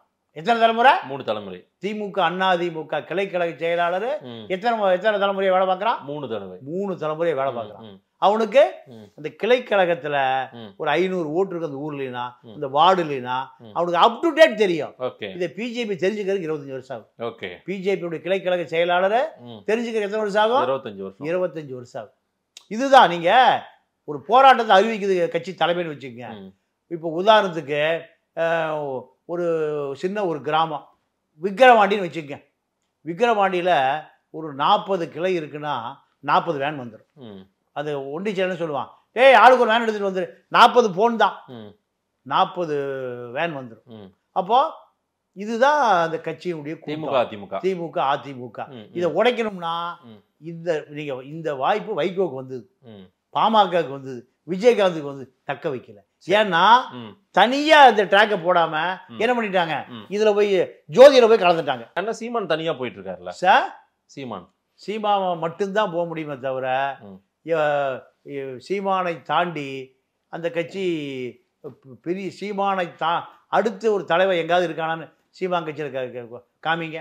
எடப்பாடி கட்சியில வேலுமணி, தங்கமணி, வீரமணி, விஜய், ஊருக்கு ஒரு எடப்பாடி இருக்காங்க, ஊருக்கு ஒரு எடப்பாடி. திமுகல ஊருக்கு ஒரு ஸ்டாலின், ஊருக்கு ஒரு கேஎன்ஆர். சீமான் கட்சியில் இப்படி ஒரு ஆளை காமிங்க. கட்சி எப்படிங்க வளரும்? கட்சி நேரம் எத்தனை சீமா இருக்கணும்? 70 சீமா இருந்திருக்கணும். 70 மாவட்ட செயலாளர் இருக்காங்களா? 70. ஏப்பா சீட்டெல்லாம் யாருக்கும் வேண்டாம், கொடுத்தா எம்எல்ஏ ஊருக்கு போயிடுவான். அப்போது சீமான் கட்சி அது நாம் தமிழர் இல்லை, சீமா மட்டுமே கட்சியில் இருப்பார். சீமானை தவிர எங்கள் அரசியலே தான் நான் பேசுகிறேன், தனிப்பட்ட முறையெல்லாம் பேசுகிறேன் அரசியல். அப்போது ஒரு கட்சி வளரணும்னா கன்னியாகுமரியில் இருக்கக்கூடிய மாவட்ட செயலாளரை அங்கே இருக்கிற மாவட்ட செயலாளர் தெரியணும். திமுக, அண்ணா திமுக, காங்கிரஸ், கம்யூனிஸ்ட் மாவட்ட செயலாளர் யாரு? சீமான் கட்சி மாவட்ட செயலர் வராரியா? திருச்சி மாவட்ட செயலாளர், தஞ்சாவூர் மாவட்ட, அப்படி யாரையா ஒரு ஆள் காமிக்க முடியுமா? சரி, யாருமே இல்லை. அப்போ அது கட்சி அல்ல, அது ஒரு கம்பெனி தான். கம்பெனி எல்லாம் கட்சியா இருக்கு, கட்சி எல்லாம் கம்பெனியா இருக்கு. இதுல ரொம்ப முக்கியமா 2-3 பேரை நம்ம விவாதிக்கணும். திமுகவிலேயே பாருங்க, திருவண்ணாமலை வேட்பாளர் அண்ணாதுரைன்னு ஒருத்தர். அண்ணாதுரை கடந்த முறை அவர் எம்பி வேட்பாளர், இந்த முறையும் அவர் கடந்த முறையும் அவர் எம்பியா இருந்தவர், மறுபடியும் இந்த முறையும் எம்பியா அவர் ஆயிருக்காரு. கிரவுண்ட்ல போய் விசாரிச்சா அண்ணாதுரை பர்ஃபார்மன்ஸ் பெரிய அளவுக்கு சொல்லவே மாட்டேன்றாங்க, நாங்க எம்பியை பார்த்ததும் இல்லைன்றாங்க. அண்ணாதுரைக்கு மீண்டும் சீட்டு கொடுக்குறாங்கன்னா அப்ப வந்து திருவண்ணாமலையில கண்டிப்பா நம்ம ஜெயிச்சிருவோம், திமுக ஜெயிச்சிரும், திமுக கோட்டைன்னு அவங்க சொல்லிக்கிறாங்கல்ல, அது எப்படி அண்ணாதுரை அவ்வளவு ஒரு பெரிய பர்ஃபார்மன்ஸ் பண்றக்கூடியவர்? அதாவது அண்ணாதுரை மட்டும் இல்ல, ஆரணி தரணிவேந்தன் இருக்காருல்ல, ஆமா, 2 பேருமே ஏவா வேலுக்கு பெட்டி தூக்குகிற விசுவாசிகள். பெட்டி தூக்குகிற விசுவாசிகள். ஏன் கலைஞருக்கு வந்து நேரு பெட்டி தூக்கிட்டு போறவர் தான், துரைமுருகனும் பெட்டி தூக்கிட்டு போறவர் தான். இன்னொரு பெட்டி தூக்குறதுக்கு பெரிய வரலாறு இருக்கு. என்னன்னு கேட்டிங்கன்னா, இப்போ கலைஞர் ரயிலில் ஏறி ஒரு நான் சொல்லுறது 30 வருஷம் அரசியல் திருநெல்வேலி போறாருன்னு வச்சுக்கோங்க. அப்போது 12 மணிக்கு தான் அவர் இயல்பாகவே தூங்குவார், தூங்கி 4 மணிக்கு எழுந்திருவார். அது அவருடைய தூக்கம். 12 மணி வரைக்கும் ஏதாவது ஒன்று படிச்சுட்டு இருப்பார். ஒரு பெரிய ஒரு வாசகர், அதெல்லாம் நீங்கள் குறைச்சி சொல்லவே முடியாது. அப்போது அவர் தூக்கம் எத்தனை மணிக்கு வரும்? 12 மணிக்கு. அதாவது 3 பேருக்கு தூக்கமே வராதான். யாருக்குன்னு கேட்டால் பணக்கார, பைத்தியக்கார, பத்திரிக்கையாளர், 3 பேருக்கு தூக்கமே வராதான். இதில் அரசியல்வாதி சேர்த்துக்கலாம். சரி, அப்போது 9 மணிக்கு ட்ரெயின் ஏறிட்டார். 9 மணிக்கு ட்ரெயின் ஏறினா 12 மணிங்கிறது நீ விழுப்புரம் போயிடும். விழுப்புரம் போக வரைக்கும் அந்த கூபையில் துரைமுருகன், ஆற்காடு வீராசாமி, இப்படி மூத்த அன்னைக்கு இருக்கக்கூடிய இவர் சுப்பில் ரகுமான் கான், இப்படி மூத்த ஆட்கள் அவரோட சிட்டு விளையாண்டுட்டே போகணும். எது வரைக்கும்? 3 மணி நேரம், 9 to 12, 3 மணி நேரம். விழுப்புரத்தில் ரயில் நிற்கும்போது இவங்க அங்கே கார் நிற்கும், காரில் இறங்கி சென்னை வந்துடுவாங்க. சென்னை சார், நான் பல வரலாற்று என்ன பண்ணிட்டு போவாங்க 3 மணி நேரம் சீட்டு விளையாடுறது. அது தூக்கம் வராதுல்ல. கலைஞரும் சேர்த்தான் அவரு சீட்டு. ஆமா, அவருக்காக தான், அவர் தான் சார் சீட்டு விளையாடுவார். அவரோட இவங்கெல்லாம் விளையாடுவாங்க. விளையாண்டுட்டு எது விழுப்புரம் மாதிரி போனா, சரிப்பா நீங்க இறங்கினா தூக்கம் வருது. ஆனா இந்த 3 மணி நேரம் ஆளுக்கு 10,000 20,000 கையில கொண்டு போகணும். ஏன்னா ஜெயிச்சாலும் ஷோ காமிக்க கூடாது, தோத்துறணும். ஷோ ஆனாலுமே ரம்மி அடிக்க கூடாது, வச்சுட்டே இருக்கணும். அவர் எப்ப அடிக்கிறாரோ தலைவர், அப்பதான் இவங்க ஆமா தோத்துட்டேன், செயற்கையாவே தோத்துக்கணும். அப்போ நிறைய கலைஞர் தான் ஜெயிச்சிருக்காரு. ஆமா, எப்பவுமே அவர் தான் ஜெயிப்பார். அப்போ இதுதான் இப்போ எந்த வேலு திருவண்ணாமலை கலைஞர் தான் ஏவா வேலு. திருவண்ணாமலை கலைஞர். மாவட்டத்துக்கு ஒரு கலைஞர் இருக்கான். திமுக அண்ணா திமுகல மாவட்டத்துக்கு ஒரு எம்ஜிஆர், மாவட்டத்துக்கு ஒரு ஜெயலலிதா, மாவட்டத்துக்கு ஒரு ஸ்டாலின், மாவட்டத்துக்கு ஒரு கலைஞர், மாவட்டத்துக்கு ஒரு உதயநிதி. அப்போ ஏவா வேலுடைய உதவியாளராகத்தான் இந்த அண்ணாதுரையும் தரணிவேந்தன் 2 பேருமே. அப்போ திருவண்ணாமலைக்குள்ள முதலமைச்சர் தலையிட மாட்டார். யார் லிஸ்ட்டு? தரணிவேந்தன், அண்ணாதுரை. சரி, ரைட், ஓகே. அப்போ இப்போ கரூர் எடுத்துட்டிங்கன்னா, கரூரில் ஜோதிமணி வந்து ராகுல் காந்திக்கு விசுவாசமான ஒரு அலுவலக பணியாளர். எங்க? டெல்லியில். யாரு? ஜோதிமணி. இந்த தடவை ஜோதிமணிக்கு லிஸ்ட்டில் சீட்டு வரல. ஒன்று அந்த அம்மா நேராக டெல்லிக்கு போகுது, ஓன்னு ஒப்பாரி வைக்குது. அம்மாங்கிட்டையும் மகங்கிட்டையும் என்ன பிரச்சனை? சீட்டு இல்லை, நீ போ, நான் சொல்கிறேன். ஏப்பா சீட்டை ஒதுக்கிடு, இப்படி தான் ஜோதிமணிக்கு. ஆனால் ஜோதிமணி வந்து யார்கிட்ட ஆசி வாங்கியிருக்கு தெரியுமா? தன்னுடைய உதவியாளர் அனுப்பி புழல் ஜெயிலில் போய் ஆசி வாங்கியிருக்கு. எங்க? புழல் ஜெயிலில். ஏப்பா நடந்து போச்சு, தெரியாமல் பேசிவிட்டு திட்டிவிட்டேன், என்னை நீ தான் ஜெயிக்க வைக்கணும். ஜோதிமணியுடைய ஆள் புழல் ஜெயிலில் போய் செந்தில் பாலாஜியை பார்த்து 2 பேரையும் ஃபோனில் பேச விட்டு, அரசியல் மக்கள் ஓட்டு போடுறது 2வது பிரச்சனை. சரி, இவர்கள் அனுமதிச்சாதான் ஜெயிக்க முடியும். அப்போ செந்தில் பாலாஜி விஎஸ்பி ஆதரவு பெற்ற வேட்பாளர் ஜோதிமணி. ஏண்டா காங்கிரஸுக்கே விஎஸ்பி ஆதரவு தேவைப்படுது. சோனியா நின்னாலும் முதல்ல சோனியா படம், ராகுல் படம், நேரு படம், விஎஸ்பி படம் தானே முதல்ல. செந்தில் பாலாஜி செந்தில் பாலாஜி கரூர்ல செந்தில் பாலாஜி ஆசி பெற்ற யாரு வந்தாலும் கரூருக்கு இனிமேல் செக் போஸ்ட் போட்டுருவானுங்க. செந்தில் பாலாஜி சுங்கம் கழுத்தி தான் உள்ள வரணும். செந்தில் பாலாஜி சுங்கம். நீங்க ராஜராஜ சோழனுடைய மகன் ராஜேந்திர சோழன், நீங்க இந்துமா கடல்ல கிரேக்க கப்பலும் சீன கப்பலும் வியாபாரம் பண்ணோம்னா நீங்க ராஜேந்திர சோழன் சுங்கம் செலுத்தி தான் இந்துமா கடல்லையே அது பயணம் செய்ய முடியும். இல்லைன்னா சீ வச்சு கொளுத்திடுவானுங்க. சரி, இப்படி இருந்தது. அதே போலதான் விஎஸ்பி ஜெயிலுக்குள்ள இருந்தாலும் நீங்க எங்க சீட்டை போய் எங்க போய் வாங்கிருச்சு, நேர போய் சோனியாட்டையும் ராகுல்டையும் போய் அழுது புலம்பி வாங்கிருச்சு. ஜெயிக்கிறதுக்கு எங்க வரணும்? புழல் ஜெயிலு, விஎஸ்பி தான் வரணும். அப்போ இதுதான் கரூரை பொறுத்த வரைக்கும். கரூர் திமுகனா யாரு? முழுக்க செந்தில் பாலாஜி தான். அப்போ மாவட்டத்துக்கு ஒரு முதலமைச்சர்கள் இருக்காங்க. இவர்கள் ஆசி பெற்றவர்கள் தான் வேட்பாளர். அதை தாண்டி நீங்க எந்த வேட்பாளரும் இவர்களை மீறி நீங்க ஜெயிக்கவே முடியாது. கார்த்திக் சிதம்பரத்தை பொறுத்த வரைக்கும் கார்த்திக் சிதம்பரத்தினுடைய புள்ள. ஆமா, ஆனால் ராகுலுக்கு விருப்பம் இல்லை. சிதம்பரம் புள்ள, ராகுலுக்கு விருப்பம் இல்லை. இதை விட நீங்க நேரா சோனியா காந்திகிட்ட நேரடியாக சொல்கிறாரு, எனக்கு பிறகு அவன்தான் காங்கிரஸினுடைய முகம், காங்கிரஸை காப்பாற்றுகிறவர் அவர் தான். அதனால் கண்டிப்பாக சீட்டு வேணும்னு சொன்ன பிறகு சிதம்பரத்தை இழக்க விரும்பல சோனியா. ஏன்னா சவுத்தில் ஒரு பெரிய ஆளுமை. அதனால் சோனியாவுடைய கோட்டாவில் ராகுலுக்கு விருப்பமே இல்லை. ஏன்னா ராகுலுக்கு ரொம்ப நெருக்கம் கேசி வேணுகோபால் என்ற ஒரு மலையாளி. அவர் அங்கே வச்சாதான் சட்டம். அவர் சொன்னதான். நீங்கள் இன்னொரு பெரிய கொடுமை என்னன்னா, அம்மாவுக்கு யார் தெரியுமா கடைசி வரை ஆலோசகர்? ஜார்ஜ். நீ பாருங்க, ஒரு மலையாளி லாபி எவ்வளோ பவர்ஃபுல்லாக இருக்குன்னு பாருங்க. சரி, தமிழர் லாபி பூரா கவர் வாங்குறது, கட்டிங் வாங்குறது, நிலம் வாங்குறது, எஸ்டேட் வாங்குறது, இதில் தான் லாபியாக இருக்கு. சரி, அம்மாட்ட மலையாளி ஜார்ஜ் தான் ராஜீவ் காந்தி இருந்த காலத்தில் வரைக்கும் 30 ஆண்டு கால உதவியாளர். ஜார்ஜை மீறி யாரும் சோனியா பார்க்க முடியாது. இப்போ ராகுல அதே கேரளா லாபியான கேசி வேணுகோபாலை மீறி யாரும் பார்க்க முடியாது. ரைட். இப்போ திருநெல்வேலியில் நிற்கக்கூடிய வேட்பாளர் ராபர்ட் புரூஸ். அவர் சிஎஸ்ஐயில் ஒரு செனட் மெம்பர். சிஎஸ்ஐ சார்பாக ஒரு மெடிக்கல் காலேஜ் ஆரம்பிக்கணும்னு சொல்லி சிஎஸ்ஐலேருந்து பிளாக்ல 20 கோடி ரூபா வாங்குறாரு. வாங்கிட்டு சிஎஸ் பக்கம் திரும்பி போகவே இல்லை. இதுக்கு சிஎஸ்ஐ ஒரு கிரிமினல் வழக்கு தொடுக்குது. அந்த கிரிமினல் வழக்கு இன்னைக்கு வரைக்கும் இருக்கு. இவருடைய அரசியல் எப்படின்னு கேட்டீங்கன்னா, உம்மன் சாண்டியோடைய சிஷியன். இவர் இருக்கிறது எங்க? கன்னியாகுமரியில. உம்மன் சாண்டி எங்க இருக்காரு? கேரளாவில். உம்மன் சாண்டி மூலம் கேசி வேணுகோபால் பழக்கம். அரசியல் எங்க வருது பாத்தீங்களா? உம்மன் சாண்டி மரணம் வீட்டுல ஒரு வாரம் ராபர்ட் புரூஸ் கவலையோட உட்கார்ந்து இருந்திருக்காரு. ஏன்? உம்மன் சாண்டி மனைவி மக்கள்லாம் கிளம்பி போயிட்டாங்க. இவர் அங்க உட்கார்ந்து இருக்காரு. என்ன காரணம்?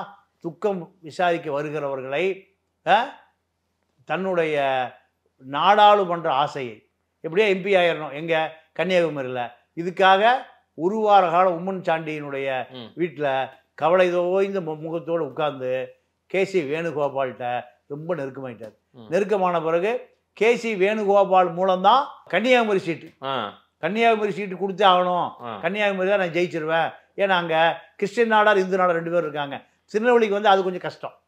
திருநெல்வேலிக்கு வந்தால் அது கஷ்டம். அதனால தான் இப்போ நயனார் நாகேந்திர ஏறி வர்றாரு. அப்போ அவங்க சொல்லிட்டாங்கன்னா, எங்களுக்கு விசுவாசமான ஆள் வசந்த், மறைந்த வசந்த். அகமது பட்டேல் 5000 கோடி கொடுத்து வச்சார். ஏதாவது டிவி பிரிட்ஜெலாம் வாங்கி விடலாம். அகமது பட்டேல் செத்து போயிட்டாரு, வசந்த் செத்து போயிட்டார். இப்போ விஜய்கிட்ட சேர்ந்துருச்சு. எவ்வளவு? 5000 கோடி. அரசியல் இப்படிதாங்க இருக்கு. அரசியல் எப்படிதான் இருக்கு. அதாவது பெட்ரோலிய அமைச்சர் யாரு? வாழப்பாடி ராமமூர்த்தி. அப்போ சதாம் ஹுசேன்கிட்ட போய் உட்கார்ந்து பேரம் பேசுறாரு. அந்த படம்லாம் பார்த்துருக்கீங்களா? பார்த்துருக்கேன். சதாம் என்னன்னு கேட்டிங்கன்னா, குரூட்டாயில் அங்கேருந்து நேராக பாகிஸ்தான் வழியாக பைப் வழியாக கொண்டு வர்றது அம்பானியுடைய கான்ட்ராக்ட் ஒர்க்கு. இதுக்காக போய் பேரம் பேசுகிறார். பேரம் பேசி சக்ஸஸ் ஆகி பல ஆயிரம் கோடி யாருக்கு கொடுக்குறா? அம்பானி வாழப்பாடி கொடுக்குற. வாழப்பாடி அப்போ வந்து பெட்ரோலியம் மினிஸ்டராக இருந்தார் வாஜ்பாய் காலத்தில். அது அந்த பல ஆயிரம் கோடியும் அம்பானிகிட்டே இருந்தது. உங்களுக்கு எப்போ வேணுமோ வாங்கிக்கிங்க, அதுக்கு தேவையான வட்டியை கொடுத்தாரு. உங்களுக்கு சும்மா முடங்கி இருக்க போகுது, நான் வியாபாரம் பண்ண போகிறேன், உங்களுக்கு வட்டி வந்துடும், லாபம் வந்துடும் இருந்தார். கடைசியாக அம்பானி செத்து போயிட்டார். வாழப்பாடி போய் கேட்குறாரு யார்கிட்ட? மகன்கிட்ட. மகன் சொன்னார், இருந்தாங்க முதல்ல ஒரு 10 கோடி செலவுக்கு வச்சுக்கோங்க, நான் கொஞ்சம் பிரச்சனை இருக்குது, அப்பா இறந்த பின்னாடி எனக்கு நிர்வாக பிரச்சனை, அதனால் இதெல்லாம் சரி பண்ணிவிட்டு நான் உங்களுக்கு பணத்தை கொடுத்து அனுப்புகிறேன்னு. கொஞ்ச நாள் வாழப்பாடி செத்து போயிட்டார். சுகந்தன் போகிறாரு, வாழப்பாடி ராமசுகந்தன் போகிறாரு. இப்படி சமாச்சாரம் பல ஆயிரம் கோடி இருக்குன்னு. அது எங்கள் அப்பா உங்கள் அப்பா அவரும் செத்து போயிட்டார், இவரும் செத்து போயிட்டார், யார்கிட்ட போய் கேட்குறது? இந்தாங்க ஒரு 5 கோடி வச்சுக்க போங்க. அப்போது இந்த தமிழக மக்களை எல்லாம் ஏமாற்றி வஞ்சிச்சு இந்த தமிழக மக்களை அடமான வைத்து சம்பாதிக்கப்படுகிற பணமெல்லாம் என்ன ஆகுது? அம்பானிக்கும் அதானிக்கும் தான் போகுது. வாழப்பாடியினுடைய அடையாளம் எது? தமிழ்நாடு. வாழப்பாடி மத்திய அமைச்சர் எப்படி யார் ஓட்டு போட்டா? சேலம் தொகுதி, சேலம் எம்பி. அப்போ இந்த மக்களுடைய உழைப்பு, இந்த மக்களுடைய தியாகம், இந்த மக்களுடைய ஓட்டு எல்லாம் அம்பானிக்கும் அதானிக்கும் தான் பயன்படுதே தவிர தமிழகத்தை சேர்ந்த 40 பாண்டிச்சேரியோடு சேர்த்து 40 நாடாளுமன்ற உறுப்பினர்கள் ஈழ பிரச்சனை அதெல்லாம் முடியாது, கச்சத்தீவு எங்களுக்கு தான் வேணும். 1500 மீனவர் சுட்டுக் கொல்லப்பட்டிருக்கான். 1500 அந்த மீனவர் கிராமத்திலிருந்து தான் ஜனாதிபதி அப்துல் கலாமே வர்றாரு. ஒரு மீனவனு கூட அவர் ஜவாப் தெரியல, அவர் கேட்டதே இல்லை. 40 நாடாளுமன்ற உறுப்பினர்கள் ஈழ பிரச்சனையை ஒரு நாளும் பேசுனதில்லை. ஸ்டெர்லைட் பிரச்சனையை வந்து மிகப்பெரிய போராட்டம். ஏதாவது எம்பி தலைமை வாங்கி நடத்தியிருந்தா துப்பாக்கி சூடு நடந்திருக்குமா? கனிமொழி நாடாளுமன்ற உறுப்பினர் தலைமையில் ஒரு பெரிய ஊர்வலம், மக்கள் ஊர்வலம் போயிருந்தா துப்பாக்கி சூடு நடந்திருக்குமா? பக்கத்துல சுட்டிருப்பானா? அப்போ அவ்வளவு மக்கள் போராடுறான். ஸ்டெர்லைட் என்பது நீங்கள் அந்த கழிவை கடலில் போடுறான், மீன் குஞ்சு செத்து போகுது. இந்த மாதிரி ஆட்கள் தான் எம்பி ஆகுறாங்க. அப்போ இது 40% ஓட்டே போடுறது இல்லை. 40% ஓட்டே ஏன் ஓட்டு போடுறது இல்லைன்னா, ஜனநாயகத்தின் மீது நம்பிக்கை இல்லாமல் இல்லை, ஜனநாயகத்தின் மீது நம்பிக்கை இருக்கு. ஜனநாயகத்தின் சார்பாக நிற்கிற வேட்பாளர்கள் மீது நம்பிக்கை இல்லை. தரணி வேந்தன் அண்ணாதுரையும் அந்த தொகுதியில் எத்தனை மக்களுக்கு தெரியும்? எத்தனை மக்களுடைய பிரச்சனைக்காக போய் முன்னாடி நின்னாங்க? ஏதாவது கிளம்பி மக்களை பார்க்க போனால் ஏவா வேண்டு போனோம், வேலையை பாரு, நேராக போச்சோன்னா. நாடாளுமன்றத்தில் நீங்கள் எதை பற்றி பேசுவதாக இருந்தாலும் முரசொலி மாயன் உயிரோடு இருக்கும்போது முரசொலி மாவட்ட கேட்கணும், ஜெயலலிதா உயிரோடு இருக்கும்போது ஜெயலலிதாட்ட கேட்கணும். இப்போ யார்கிட்ட கேட்கணும்னு கேட்டிங்கன்னா நீங்கள் சபரீஷன்கிட்ட கேட்கணும். சபரீஷனிடம் கேட்காமல் எந்த நாடாளுமன்ற உறுப்பினரும் பிஜேபி எதிர்த்துனீங்க. தர்மபுரி எம்பி இருந்தால செந்தில்குமார் 4 ஸ்டேட் ஜெயிச்சது இல்லை, கோமுத்ரா ஸ்டேட் பேசி முடிக்கிறார். உணர்வு பூர்வமான ஒரு பெரியார் தொண்டை செந்தில்குமார். பேசி முடிச்சுட்டு காரில் ஏறுறாரு, மெட்ராஸுக்கு போகணும். யார்? துரைமுருகன். என்னையா நினச்சிட்டு இருக்கிற? தொலைச்சு ஃபோனை வச்சுட்டு திருப்பி டிஆர் பாலு, வயசு பேச்சு நீ பாட்டு போயிட்டீங்கன்னா நாங்களே எப்படியா கப்பலை ஓட்டுறது? கப்பலை எப்படி ஓட்டுறது? தர தட்டிருமியா? அடுத்து 3வது ஸ்டாலின் போகணும். நீ பாட்டு பேசிட்டு போயிட்டீங்கன்னா நாங்கள் எப்படி அரசியல் நடத்துறது? திருப்பி போ, மன்னிப்பு கேளு, வாபஸ் வாங்கு. இதுதாங்க அரசியல். இந்த நாடாளுமன்ற உறுப்பினர்கள் பூராம பண்ணை அடிமைகள், கொத்தடிமைகள். நீங்கள் சசிகலா புஷ்பாவும் திருச்சி சிவாவும் டெல்லி ஏர்போர்ட்டில் அடிச்சுக்கிறாங்க, உதச்சிக்கிறாங்க. அப்போ அந்த அம்மா கூப்பிட்டு சசிகலா புஷ்பா கேட்குது, என்ன நடந்தது ஏர்போர்ட்டில்? 2 பேரும் சண்டை பிடிக்கிறீங்கன்னு. அம்மா உங்களை பற்றி மிக தவறாக கொச்சையாக பேசினார், அதான் சட்டை பிடிச்சிட்டு அடிச்சுட்டேன், உதச்சிட்டேன்.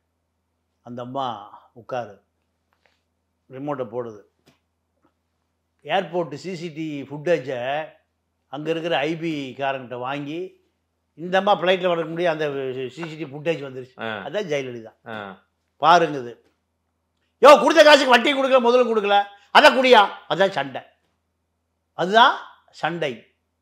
உன்னை என் பேரை சொல்லி நீ சம்பாரிச்சு அதிமுகவில் சம்பாரிச்சு நீ திருச்சி சிவாவுக்கு கடன் கொடுக்குறியா? அப்போ நீங்கள் 2 பேரும் நட்பாக இருக்கீங்க. இங்கே நடக்கிற விஷயத்தை பூரா திமுக போகுது.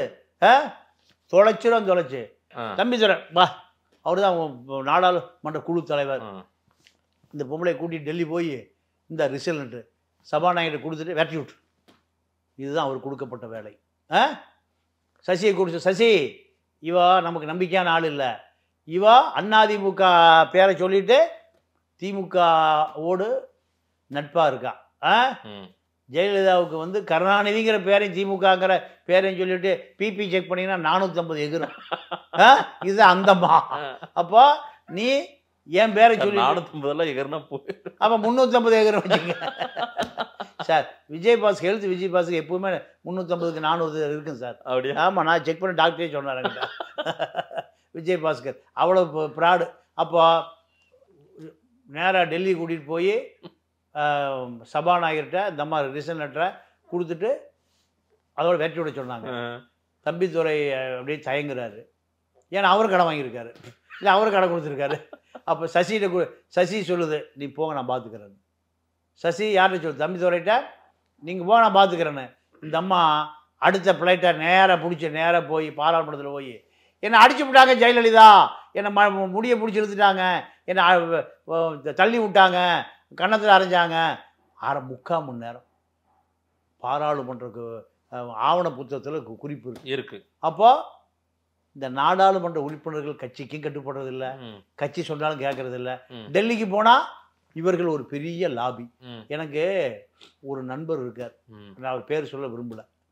அவர் சொன்னார், தமிழ்நாடு ஹவுஸ், டெல்லியில் இருக்கக்கூடிய தமிழ்நாடு ஹவுஸ், அது நாடாளுமன்ற உறுப்பினர்களுக்கு இங்கிருந்து போகிற விருந்தினர்களுக்கான இடம். அது நம்மளாம் கூட போனால் தங்கலாம். நீங்கள் அந்த பத்திரிகையாளர்களுக்கான அடையாள அட்டை காமிச்சிங்கன்னா உங்களுக்கு ஒரு 150 ரூபா 200 ரூபாயில் ரூம் கிடைக்கும். இப்போ இட்லி சட்னி சாம்பார்லாம் மலிவு விலையில் கிடைக்கும். ரைட். பின்னாடி வந்து ஒரு லிஃப்ட் இருக்கு. எங்க? தமிழ்நாடு டெல்லியில் இருக்கக்கூடிய தமிழ்நாடு இல்லத்தினுடைய பின்னாடி ஒரு லிஃப்ட் இருக்கு. அது விஐபிகள் மட்டும் ஏறுவது இறங்குறதுக்காக. முதலமைச்சரோ துணை முதலமைச்சரோ. அதுல பல ரகசியங்கள் இருக்கு. நாடாளுமன்ற உறுப்பினர்கள் சம்பந்தமா பல ரகசியங்கள், அதுல பல விஷயங்கள் இருக்குன்னு எங்களை சொன்னார். அப்போ இந்த நாடாளுமன்ற உறுப்பினர்கள் அத்தனை பேருமே டெல்லியில தங்களுடைய வியாபார நிறுவனங்கள் சார்ந்த தொழில்களை பெருக்கிக் கொள்வதற்காக அங்கே இருக்கக்கூடிய எல்லா அதிகாரிகளை இரவு விருந்துக்கு எங்கே கூட்டிகிட்டு வர்றது? தமிழ்நாடு இல்லை. நீங்கள் இப்போ நம்ம திருச்சி நேரு பற்றி நீங்கள் பிஜேபி கேண்டிடேட்டு ஒரு வீடியோ பார்த்தேன். அது என்ன சொல்கிறாருன்னா, நேரு குடும்பத்தில் ராமஜெயம் எம்பி சீட்டு கேட்டிருக்காரு. நேரு ராமஜெயத்தை கொடுக்காம நெப்போலியனுக்கு கொடுத்துருக்காரு. நெப்போலியன் மந்திரியாக டெல்லி போய் செட்டில் ஆகிட்டார், அமெரிக்கா போய் செட்டில் ஆகிட்டார்.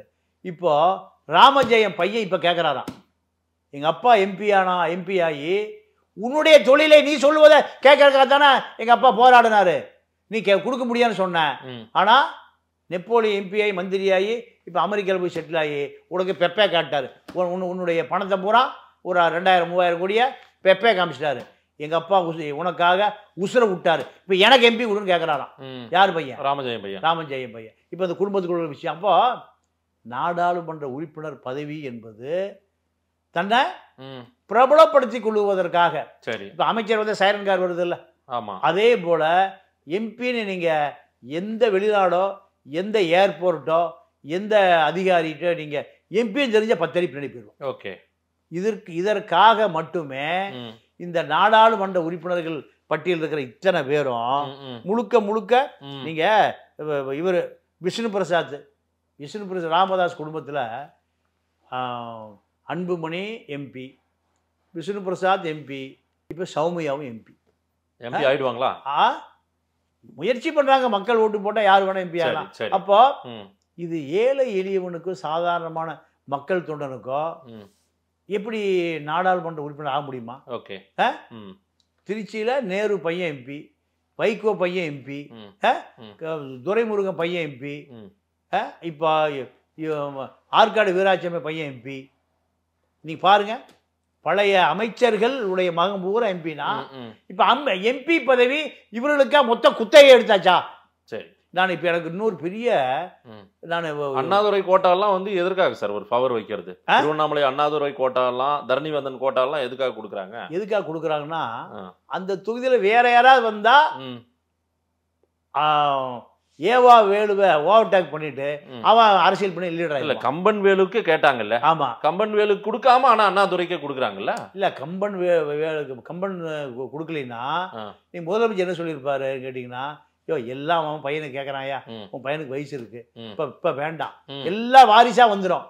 நீங்க கலைஞர்கிட்ட தயாநிதி மாறன் அமைச்சர், அழகிரி அமைச்சர், கனிமொழி அமைச்சராக சொல்லி ஒத்த கால் நிக்குது. மன்மோகன் சொன்னாராம் வேற யாரும் இல்லையா அப்படின்னு கேட்டாராம். இப்படி வேற குடும்பத்திலே இப்ப 3 பேர் அமைச்சர்னா காங்கிரஸ் என்ன நினைப்பான்? காங்கிரஸ என்ன நினைப்பான்? அதனால தயவு செய்து வேண்டாம், வேற ஒரு கேண்டிடேட் கொடுங்க. அதுக்காக தான் கனிமொழிக்கு பதிலாக கனிமொழி கோட்டாவில் ராஜா, கனிமொழி கோட்டாவில் ராஜா. இப்ப இதுதான். அப்போ திமுகவை பொறுத்தவரை திமுகவில் அந்த தலைவர் இப்ப துரைமுருகன் இருக்காருன்னா, எனக்கு பின்னாடி நான் சேர்த்திய பல ஆயிரக்கணக்கான கோடி ரூபாய் பணம் இருக்கு, இதை காப்பாற்றணும்னா ஒரு அரசியல் அதிகாரம் வேணும். கலெக்டர் பயப்படணும், எஸ்பி பயப்படணும், டிஆர்ஓ பயப்படணும், எல்லாரும் பயப்படணும்ல. நாடாளுமன்றவாதியை பார்த்தா தான் பயப்படுவாங்க. அப்போ இந்த சொத்துக்களை பாதுகாப்பதற்கு நீங்க கடைசியா யாரு எம்பியா வரும்? யாரு அதெல்லாம் கதிரானந்த் எம்பியா வரும். இப்போ மார்டின் பார்த்தாரு, ஏங்க பிஜேபிக்கு நிதி தர்றேன், திமுகவுக்கு நிதி தர்றேன், என் மருமகனும் எம்பி ஆகணுங்க, என் மகளும் எம்பி ஆகணும், பொண்டாட்டி இப்படி 4 எம்பி அவரு விலைக்கு வாங்கியிருக்கலாம். சரி, முதல் எம்பி விலைக்கு வாங்குறதுக்கு வந்தாரு, சபரீஷை ஆப்பு வச்சுட்டாரு. சபரீஷை சரி ஆப்பு வச்சுட்டாரு. சபரீஷங்கிட்ட இருந்து எம்பி ஆக முடியலன்னா நீங்க சிறுத்தைக்கு வர்றாரு. சிறுத்தைக்கு வந்தாலும் முடிவு பண்றது சபரீஷ. அப்போ இதெல்லாம் காங்கிரஸ்காரன் காலத்துல தகுதி உள்ள தலைவன், தகுதி உள்ள தலைவன், மக்களுக்காக போராடுகிறவன், எம்எல்ஏ ஆகிறான், எம்பி ஆகிறான். நீங்க ஒரே ஒரு விஷயத்தை மட்டும் சுருக்கமா சொல்லிடுறேன். மதுரையில் கக்கன் காமராஜர் காலத்தில் 2 நாள் அமெரிக்கன் காலேஜில் ஒரு பெரியவர் எனக்கு சொன்னார், ஓட்டு எண்ணிக்கை நடக்குது 2 நாள், கடைசியாக கக்கன் ஜெயிஸ்டார்னு சர்டிஃபிகேட் கையில் கொடுத்துட்டாங்க. கக்கன் அந்த காலத்தில் பிஏ ஹானர்ஸ், ஆங்கிலத்தில் ஹானர்ஸ் படித்தவர், சர்டிஃபிகேட் கொடுத்துட்டாங்க. வாங்கிட்டு மேலூர் அவருடைய கிராமம், மேலூர் போய் அந்த 2 நாள் முழிச்சிருந்து தேர்தல் வேலை செஞ்சது, ரொம்ப உடல் அலுப்பு, கிராமத்தில் போய் சாப்பிட்டு படுத்துட்டார். தமிழ்நாடு முழுக்க காங்கிரஸ் ஜெயிச்சிருச்சு. மந்திரி பதவி ஏற்கணும் காமராஜ் தலைமையில், எல்லாரும் கிளம்பி வந்துட்டாங்க. கக்கனை காணோம். கக்கனை சர்டிஃபிகேட் வாங்கின கையோட வந்துடுறாங்க எல்லாருமே. எங்க சென்னைக்கு மந்திரி வேணும்னு வர்றாங்க. கக்கனை காணோம். ஒன்று அப்போ wireless, micro wireless police station மட்டும்தான் இருக்கும். சரி, முதல் தொலைத்தொடர்பு அப்படி தான் இருந்தது. உடனே கூப்பிட்டு சொல்கிறாரு, மேலூர் போலீஸ் ஸ்டேஷன் கூட நீங்கள் மதுரையில் சொல்லி மேலூர் ஸ்டேஷனில் கக்கனை உடனே ரயில் ஏற்றி அனுப்பிச்சி வைங்க அப்படின்னு. ஒரு போலீஸு ஏட்டையா சைக்கிளை வேகமாக அழுத்திட்டு போகிறாரு. படுத்து தூங்கிட்டு வாசல் உட்காந்து பேசிகிட்டு இருக்காரு. போலீஸ் என்னையா பதறிட்டு வரேன்னு கேட்குறாரு. பெரியவர் மெட்ராஸ்லேருந்து கூப்பிட்டு உடனே உனக்கு ரயிலில் ஏற்றி விட சொல்லியிருக்காரு. போர்ட் மெயில் எங்கே இருக்குது? போர்ட் மெயில் எக்மோல் டிக்கெட் வாங்கினீங்கன்னா கொழும்பு வரைக்கும் போகலாம். எங்கே? கொழும்பு வரைக்கும் போகலாம். தலைமன்னார் வரைக்கும் போய் தலைமன்னார்லேருந்து அந்த டிக்கெட்டை காமிச்சு கப்பலில் போகலாம். ராமேஸ்வரம் டு தலைமன்னார் கப்பலில் அந்த டிக்கெட் செல்லும். அதே போல் தலைமன்னார்லேருந்து ரயிலில் எங்கே வரைக்கும் போகலாம்? கொழும்பு வரைக்கும் போகிறதுக்கு அந்த டிக்கெட் செல்லுமா. அப்படி ஒரு போட் மெயில் ஓடிட்டு இருந்தது. அதுக்கு பேர் போட் மெயில். அப்போ உடனே என்ன பண்ணுறாரு, அப்போ செலவுக்கு காசு இல்லைப்பா, எங்கள் மச்சான் மாவன் அவனை கொடு. சம்பளம் வாங்கி வச்சுருந்தாரா அந்த ஏட்டையா, 5 ரூபா கடன் கொடுத்தாரோ. தலைவன் எப்படி இருந்திருக்கான் பாருங்க. எம்எல்ஏ மந்திரி எம்பி எப்படி இருந்திருக்கான் பாருங்க. சைக்கிளில் உட்கார வச்சு அழுத்தி ரோட்டுக்கு வர்றாரு. யார் அந்த ஏட்டையா வந்து லாரியை நிறுத்துறாரு. அப்போ வந்து மதுரை போகிற லாரி பூரா மேலூர் வழியாக தான் போகும். இன்றைக்கி அப்படி தான் போயிட்டுருக்கு. நிறுத்தி லாரி நிறுத்துறாரு. அப்போ ஏட்டையாவே பெரிய அதிகாரி. இன்னைக்கு எஸ்பிக்கு என்ன அதிகாரம் இருக்கோ அன்னைக்கு ஏட்டையாவுக்கு அதிகாரம். இவர் ஒரு எம்எல்ஏ. இவரை கொண்டு போய் நீ மதுரை ரயில்வே ஸ்டேஷன் முன்னாடி இறக்கி விடணும். அவன் நக்கலா சிரிச்சானா, யாரையே உணர்ந்து ஏற்றி விடுங்க எம்எல்ஏன்னு சொல்லிட்டு. இப்படியே சொல்லியிருக்கானுங்க அந்த டிரைவரு கக்கனை பார்த்து. நான் எம்எல்ஏவும் நம்பலை. ஒரு பழைய வேட்டி, ஒரு கதர் ஜிப்பா, ஒரு பழைய பையி, யாரையே கொண்டு வந்து எம்எல்ஏன்னு சொல்லுங்க. அப்போ தான் கரெக்டாக கொண்டு யார் இறக்கி விடுவா. இறக்கி விடுற அதான் சொல்லிட்டீங்கல்ல, ஏறி உட்காரியா. அப்போ டிரைவரு கிளீனரு ஒரு சைடில் கட்டை இருக்கும். ஆமாம், கட்டையில் கக்கை. மதுரை ரயில்வே ஸ்டேஷனில் வந்து இறக்கி விடுறாங்க. இறக்கி விட்ட பிறகு தலைவன் இப்படி இருந்திருக்கான். எம்எல்ஏ எம்பி மந்திரி உள்துறை அமைச்சர் எப்படி இருந்திருக்கான் பாருங்க. வந்தாச்சு. புறப்படும் போதே கட்டிச்சோறு புளிசோறு 2 நாளைக்கு. அந்த போட் மையில் 2 நைட்டு ஒரு பகல் தான் சென்னை வந்து சேரும். அப்போ கரி இன்ஜின். அப்போ வெள்ளையா ஒருத்தர் ஏறினான்னா கருப்பாக மாறிடுவான். அந்த புகையடிக்கும். 2 நைட்டு ஒரு பகல் மெட்ராஸ் வந்துட்டாரு. சென்ட்ரலேருந்து நடந்து போகிறார் திருமலைப்புழை ரோட்டுக்கு. போகும்போது பார்த்தாரா, என்னையா இப்படி இருக்க, போய் சமுக்காரம், சோப்புக்கு பேர் சமுக்காரம், வேப்பனை சோப்புன்னு விற்கும். நானே 10 பைசாக்கு வாங்கியிருக்கேன். வெள்ளையாக்கியா போயா சொல்லிட்டு எங்கேயோ காலேரி போயிட்டாராம். யாரு? காமராஜ். யார? கக்கனை. போய் பார்ப்போம் 10 பைசாக்கு உரைச்சி போட்டாலும் அது சோப்பு கரையாது. வேப்பனை சோப்புன்னு அதுக்கு பேர். இப்போ இந்த சாணி கடல் இருக்கும். வாங்கி அந்த ஜிப்பாவையும் வெள்ளை வேட்டியும் துவைச்சு இதே திருமலைப்புழை வீட்டு மாடி மேலே காய போட்டிருக்காரு. யாரு? கக்கை. காய போட்டுட்டு நீங்கள் கோமணத்தை கட்டிட்டு படுத்து கிடந்திருக்காரு. எங்க? வைரவா சாப்பாடு போட்டு படுக்க வையே அப்படின்னாரா. படுத்து இருந்திருக்காரு. அடுத்த நாள் காலையில் கவர்னர் மாளிகைக்கு அந்த துவைச்சு போட்ட ஜிப்பாவும் வேட்டியும் போயிருக்கார். போனால் மந்திரியாக பதவி பிரமாணம். யார்? கக்கை. அப்போது டிஜிபிலாம் கிடையாது, ஐஜி தான். ஒவ்வொரு அமைச்சருக்கும் போய் செல்ட் அடிச்சிருக்காரு. அப்போ ஐஜி அருள். அப்போது கக்கை இப்படி செல்ட் அடிக்கும்போது முத்து பார்த்தாராம், இங்கே கிழிஞ்சு கிடந்துதான். நீங்கள் அமைச்சர்கள், உள்துறை அமைச்சர், எம்எல்ஏ வாழ்க்கை எப்படி இருந்திருக்குன்னு பாரு. இன்னைக்கு கவுன்சிலர் மெட்ராஸ் போனோம்னால இனோவா 2 நாளைக்கு முன்னாடி தயாராகிடும். டபுள் ஏசி, வேட்டி மட்டன்னு வேட்டி, வெள்ளை வேட்டி வெள்ளை சட்டை. எவனாவது கிராஸ் பண்ணிட்டு போனால் உறைஞ்சி ரத்தம் வந்துடும் அவனுக்கு. மட்டன் அப்படியே கஞ்சி போட்டு கத்தி மாதிரி இருக்கும். எம்எல்ஏல ஃப்ளைட்டில் வந்துடுறாங்க. இன்னோவாவில் வர்றது கவுன்சிலர். இப்போ 10 பேர் ஏற்றிட்டு வர்றது. அப்போது இன்றைய அரசியலும் அன்றைய அரசியலும் ஏணி வச்சாலும் எட்டாது. நீங்கள் கக்கண்ட ஒரு பிரச்சனைனா சைக்கிளில் போனால் சைக்கிள் உட்காந்து போயிடுவார பின்னாடி. ஓகே. அப்போது இன்னைக்கு இருக்கக்கூடிய ஆட்கள் ஜெகத்ரட்சகனுடைய சொத்து மதிப்பு, டிஆர் பாலு சொத்து மதிப்பு, கலாநிதி மாற சொத்து மதிப்பு, கனிமொழி சொத்து மதிப்பு, ராஜா சொத்து மதிப்பு, இப்படி கலாநிதி மாற சொத்து மதிப்பு, கதிரானந்த், அண்ணாதுரை, தரணி வேந்த, இப்படி ராஜா, சுப்பராயன் அவருடைய மகன் ஒரு பெரிய கார்ப்பரேட் கம்பெனியினுடைய முதலாளி லண்டன்ல இருக்கார். சரி. யாருடைய மகன்? கம்யூனிஸ்ட் சுப்பராயன். மீதி கம்யூனிஸ்டா ஏழையா தான் இருக்கான். திருப்பூர்ல இருந்தா கார்ப்பரேட் தான். கார்ப்பரேட் தான். சுப்பராயன் 3வது முறை சிபிஐல 70 வயசுக்கு மேலே யாரும் பதவியில் இருக்கக்கூடாது. இவர் 2 தடவை எம்எல்ஏ இருந்திருக்காரு, 3 தடவை எம்பியா இருந்திருக்காரு. யாரு? சுப்பராயன். இந்த பதவி விட்டே தரமாட்டார். கம்யூனிஸ்ட் முதலாளிகள் கம்யூனிஸ்ட் கட்சியை வச்சு ஒரு நிறுவனம் கம்பெனி நடத்துவதை போல நடத்துறது தான் கம்யூனிஸ்ட் முதலாளிகள். அப்போ சுப்பராயன் சிவகங்கையில் கார்த்திக் சிதம்பரத்துக்கு உலக நாடுகள் பூராமே சொத்து இருக்கு. எல்லா பக்கம் கெஸ்ட் ஹவுஸ் இருக்கு, எல்லா பக்கமும் நிலம் இருக்கு. அப்போ இவரு எம்பி. ராகுல் காந்தி, சோனியா காந்தி 2 பேருமே சிவகங்கையில் சிதம்பரம் கார்த்தி தவிர வேறு யாரையுமே தெரியாது. இவர்கள் தான் நிரந்தர. நான் என்ன சொல்றேன், நீங்களே இருந்துக்கியா ஒரு 50 வருஷம் எம்பியா இருந்துக்கியா, அதுக்கு 5 வருஷம் எதுக்கு எம்பி தேர்தல்? இந்த எம்பி தேர்தலே இப்படிதான் இருக்கு. இப்படிதான் இருக்கு. இதை விட இன்னொரு விஷயம் என்னன்னா, அடுத்து விருதுநகர் மாணிக் தாகூர். ஆமா, மாணிக் தாகூர் எப்படியா எம்பி ஆகணும்னு ரேவந்த் ரெட்டி 10 பெட்டி கொடுத்து அனுப்பிச்சிருக்காராம். ரேவந்த் ரெட்டி 10 பெட்டி. என்னன்னா, இந்த ரேவந்த் ரெட்டியை ராகுலுக்கு அறிமுகப்படுத்தி நெருக்கமாக்கியவர் மாணிக் தாக்கூர்.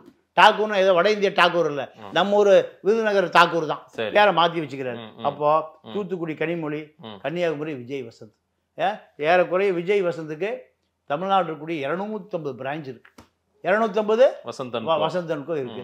அப்போ இவர்கள் எல்லாம் ஒரு கார்பரேட் முதலாளிகள். நான் கடைசியா ஒன்று சொல்லிடுறேன். என்னன்னா, அடுத்து இன்னொரு 10 வருடம் கழிச்சு இன்னைக்கு இருக்கக்கூடிய தலைவர்கள் பூரா 10 வருஷமோ 20 வருஷமோ எல்லாம் மரணம் அடைஞ்சிருவாங்க. எல்லாம் 100 வயசு இருக்கட்டும். நான் பேர் சொல்ல விரும்பல. சரி, எல்லா மூத்த தலைவர்களும்.